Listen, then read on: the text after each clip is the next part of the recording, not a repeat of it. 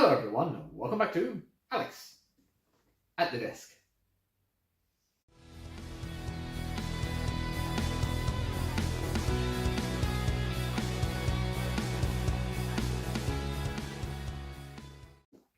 Yes, hello everyone, and welcome back to the desk with me, Alex at the desk. And here again, we're doing more station master jobs as we work on getting the station at Mickwick Harbour ready. And hopefully, there will be a station ready to take trains for Christmas. That's the plan, anyways. We've missed a few deadlines, but we're working on it. Got our harbour walling in last time, so we're going to work on that. So I've got some painters for painting it, and the idea is I'm going to try and paint it up to look kind of like the walls of the harbour in Tenby. So they've got like sort of browns and greys, and then green down the bottom. The green will be probably watercolour or acrylic or something like that, walked down, which should look good, hopefully. So I'm going to paint all of that. Before I do that though, we have to take, I've got my Tenby Harbour Brewery cup here. I'm going to take some coffee stirrers and I'm going to put them up against the joins between our things here. I'm going to measure them, paint them brown, and then stick them on after we've painted them. So while they're drying, we can get on painting the walls. So I've got paint here, cotton buds there in case I need them. I've put a new white spirit into eccentric old roast coffee pot thing with my ye olde paintbrushes. Probably seen better days, you know. So we're going to go and measure up and cut our wood. So obviously last time I didn't have the required health and safety equipment for building a harbour. So this time, myself, the hard hat. Right, let's get cracking. Yes, you joined us back here with Mickwick, and obviously I've got the right attire on now for doing some construction work, and we've got our sticks. So basically I'll cut the rounded ends off, and they will go along here, and I'll do a bit of a close-up in a minute, but you'll see they go along here, and move the chair over a bit. They'll all be along, and they'll be cut to the same height as the top of here. They won't stick up. That's the plan anyways. So that, well, they might stick up a little bit, but a little bit, I suppose, as long as I paint on both sides. So they'll stick on there once it's all painted, and they'll just hide that gap, and they'll kind of be like mooring posts, I guess. I need to come up with some sort of idea for caps to need kind of tie up doolally things up here. So that's the idea with that bit. I've got the ramp down here is going to be coloured in as well. I polyfilled in the gap over there, so that's good. Polyfill seems to have come up all right on this level. I've got some matte granite dust paint that I used for this surface, I think. I don't know if there's any left in here. I'm hoping there is, just to tie that in. Sort of being quite so dusty. And then when I've got all that done, and it's painted and it's dry and everything, we're going to try and lay some sand down here. So I've got an idea about how I'm going to do the sand. I'm going to put the sand on, glue it down, dry it. Then I'm going to put something along here. I'm going to put cling film in, and I'm going to fill it with PVA, hope it doesn't spill out everywhere. And then I will have low tide, will be the sand level, and then I'll have this PVA piece that when it's dry I can peel off the cling film and just sit it in so the boats can be floating on top of that.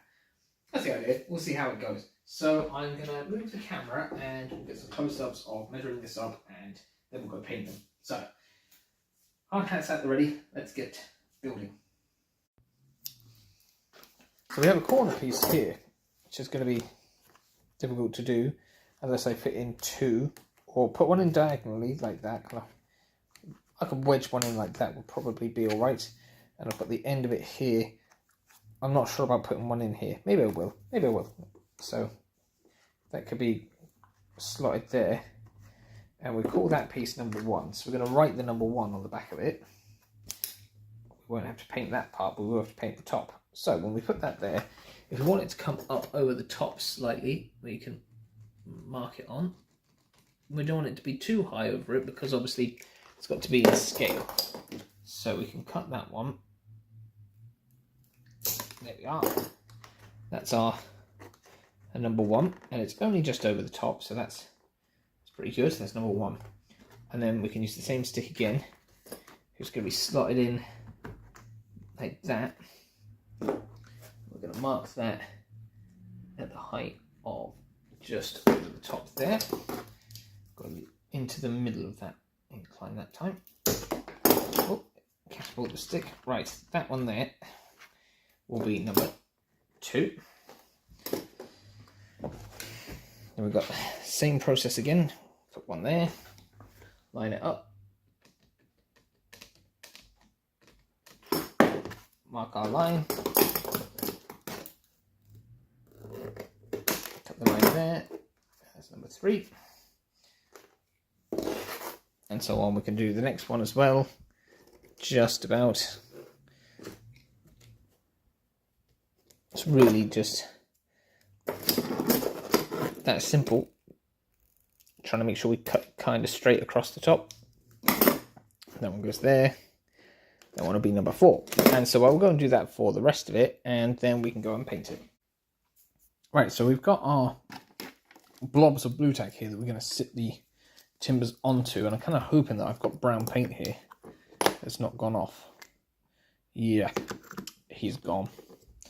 Right, that's annoying because that's the shade I was going to use. And I was just in town today, and if I'd have known that one was gone, I could have used it. Right, what have I got here? I've got some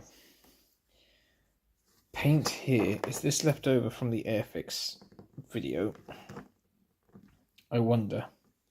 It's a little bit bright, but I have some black, which is also from the Airfix video, that was only used on like some small bits. Right, so we're going to get a bit of paper, and we're going to get something to mix those on. We will use the lid of this. So just wipe up that spill there. Right, get one of our paint mixing sticks. Now just mix the brown. It's very watery brown, this. Put it there. I think that's for doing shovel handles or something. And a bit of black or grey or whatever this is. I think it's black, but it's like blue on the surface. I don't know if that's too much. Put that over on that for a minute. And get something to mix it with. The card here.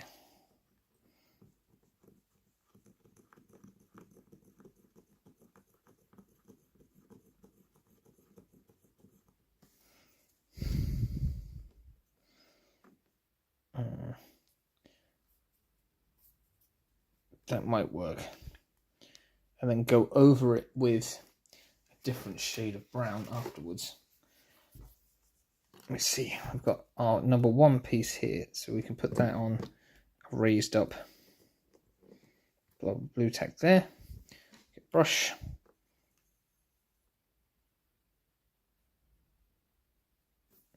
Maybe the lightness of the wood here will shine through. I think I put too much black in it though, that's the problem.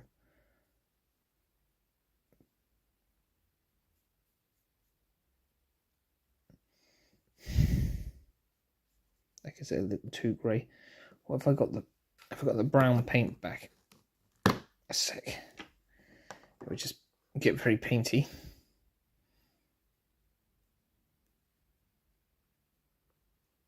I mean, these wood pieces can be dark, would they, anyways?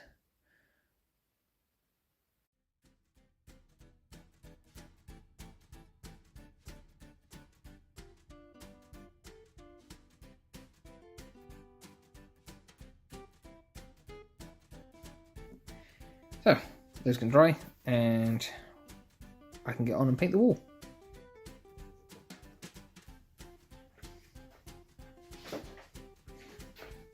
Right, so while that brown paint dries, we're going to attempt to do some painting of this.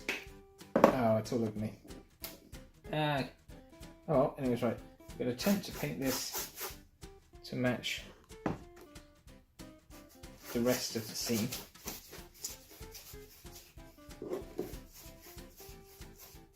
And we're going to patch up some of the paint that was lost on the road surface as well.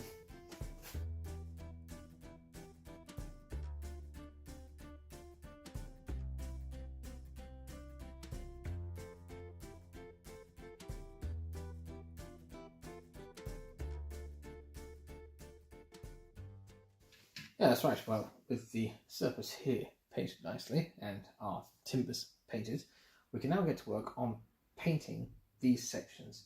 So I'm going to brush them with various different colours and get them all look kind of nice and brown and varied.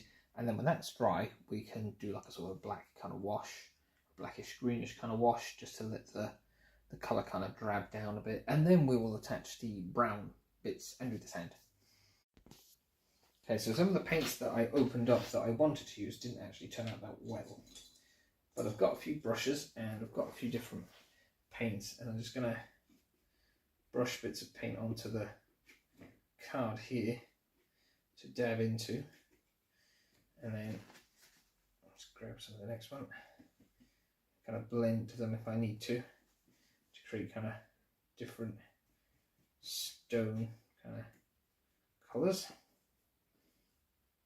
So I'm not sure what the local stone is, but it appears to be grey according to the stuff we've got here, but maybe we'll go for a bit more of this burgundy and grey kind of sandstone kind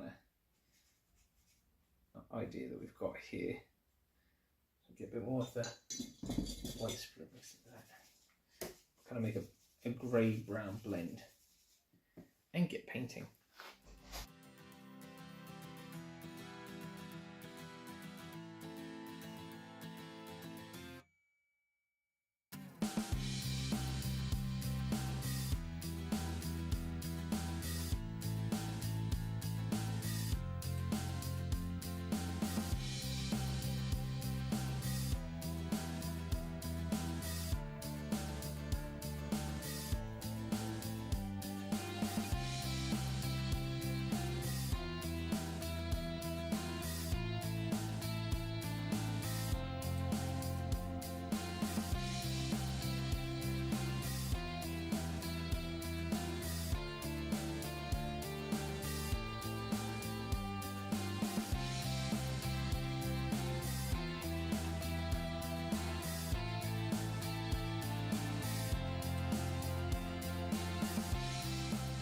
Yeah, this is looking pretty good. Oh, yes, so part of the problem we have here is because it's so bright outside and the light from that other window isn't that great, and the light from the light bulb is, I suppose, energy saving and good for the planet.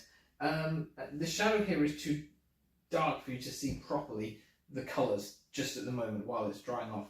Now, I think it's looking pretty good, but obviously I'm going to do some sort of mortar wash. Probably go for a lighter shade. I was going to do black, but I'm going to go for a lighter shade before I do the sticking on of the wood and then the green sort of watercolour wash to make it look nice and damp.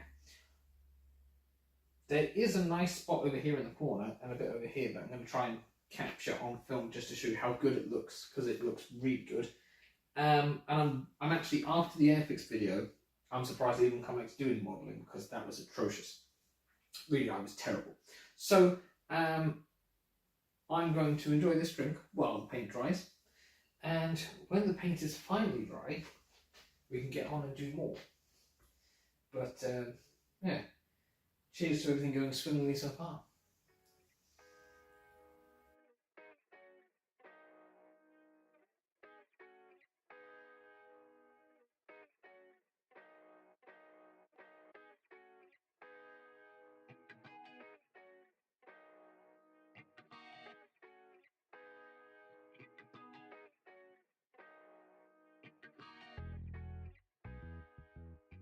Yeah, it's looking good.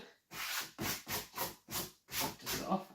Yep, that's looking really good actually. So we're going to do the mortar courses now, and then we'll do the wood. So I've got some Crawford and Black Burnt Sienna, watercolour paint, and some Crawford and Black White.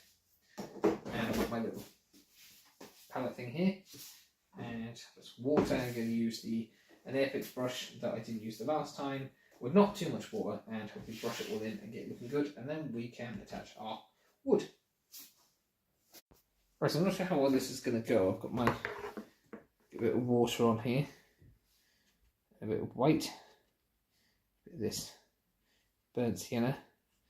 Kind of want it just to be like a really pale kind of mortar kind of colour. I don't know if I need to make it some more grey or slightly more yellow.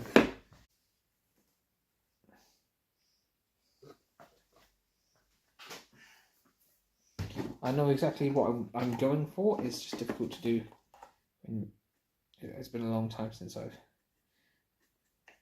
used this. I want a kind of a beigey kind of yellowish kind of wash. See now. Yeah, it's right. If I mix all this in, more yellow in there, a bit more water in there.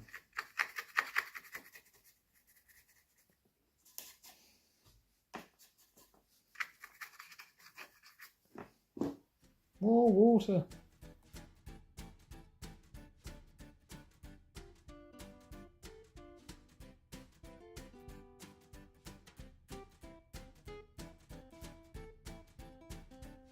Now, get our kitchen paper, whenever I've done with it.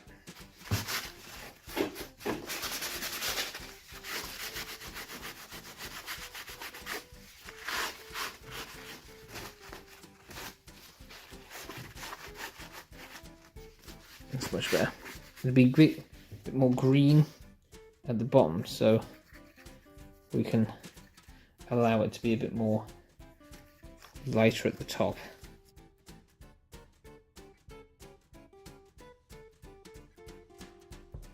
It's just about getting it. It's all about the subtlety of it, like.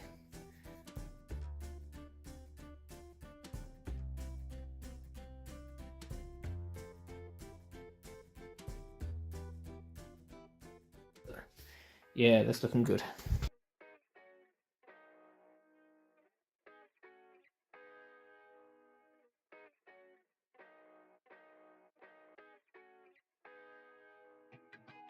Now I know what we're thinking. It might be a bit strange using essentially a salmon pink colour to do between the watercourses of my stone, but I assure you it's going to look really good because I'm kind of modelling this on a sort of red sandstone kind of look. And I don't know if you've ever been to a harbour and you're trying to take pictures and stuff like that, and sometimes the light of the seaside just accentuates some of the colours and you almost get, well, this kind of look. So that's exactly why I've gone for this instead of like plain white or a brown or a yellow or a black or anything like that. I've gone for something that kind of highlights the stone, as it were. I know it sounds poncy, but you know, that's the best way I can explain it.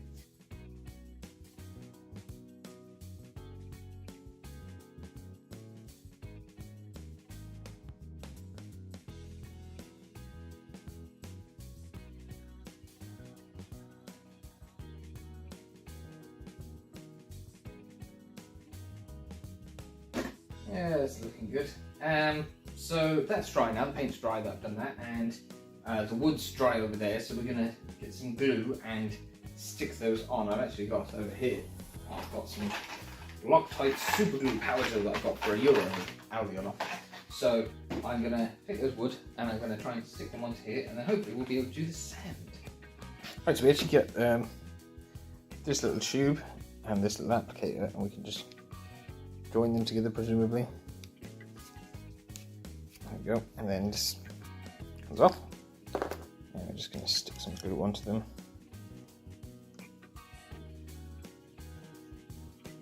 That. And that should hold them in place, which is exactly what we want. Not runny like super glue, it's a nice gel, so that's handy. Although it's sticking my fingers together.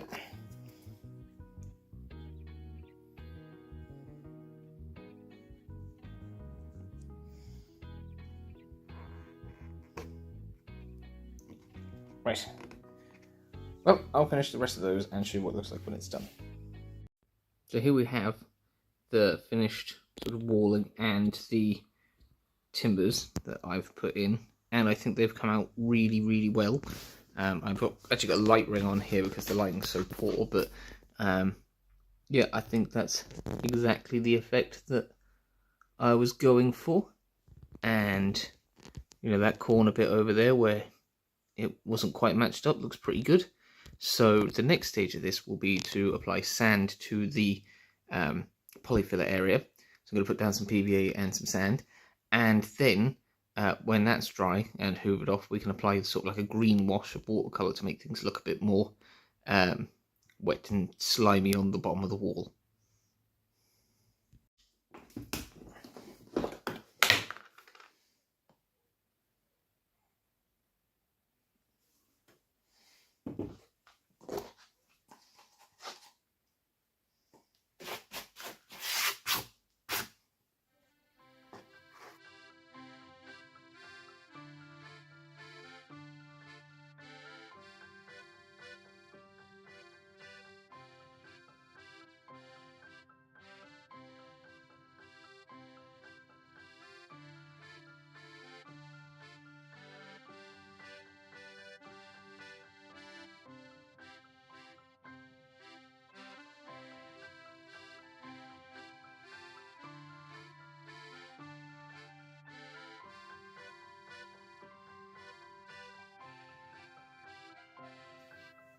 Right, well, the glue has dried, the sand is set in place, and I cannot believe how good it's actually turning out. How it's looking now is great. So I'll just show you a quick close-up there, and then we're going to get on to putting in some sort of green watercolour paint run into the crevices there, just to try and give it that kind of soggy, damp, seaweed kind of look. So, I'll show you the close-up.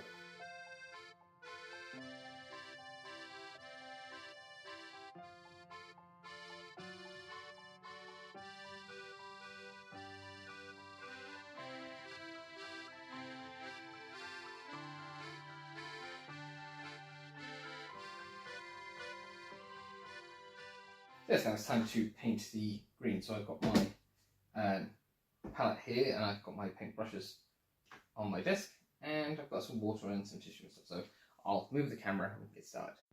So for this we'll be using some Crawford and Black Sap Green and hoping it works as I want it to. So we're going to put a bit of that into the palette there. It's rather bright there. We'll tone it down. A tiny splodge of black onto the palette. We'll see how it looks when we get the water on it anyway.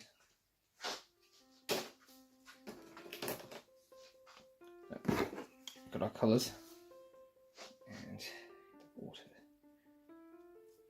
See, it's a very vibrant green. This I'm going to take a bit of black.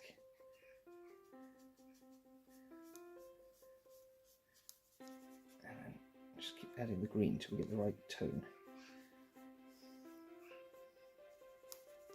There we go. That's the kind of darkish kind of green that I want. And then water it down a lot.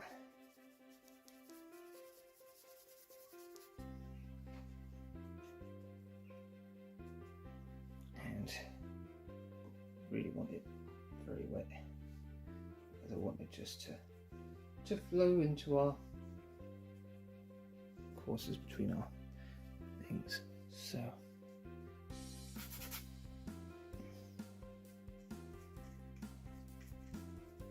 we just want it to be subtly green along the bottom here, along a sort of tide line. Well, it's not really the tide line, because the tide line would be much higher, but you get what I mean.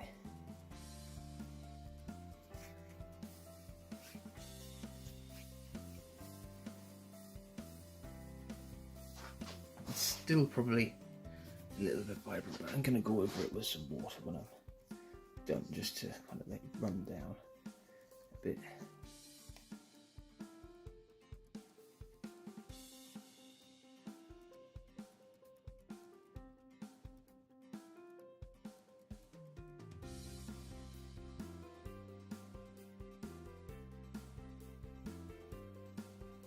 And now we just wait for it to dry, and then we can pop the boats back in and see how they look up against it, I suppose.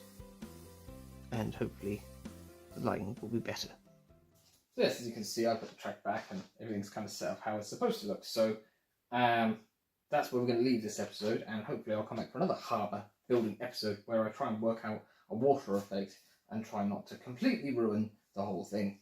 So that's the idea for the next harbour video. So, I guess I can take off my high-vis and my helmet now, since the construction work is done. And I'll take the camera down and show you a few close-ups before we leave.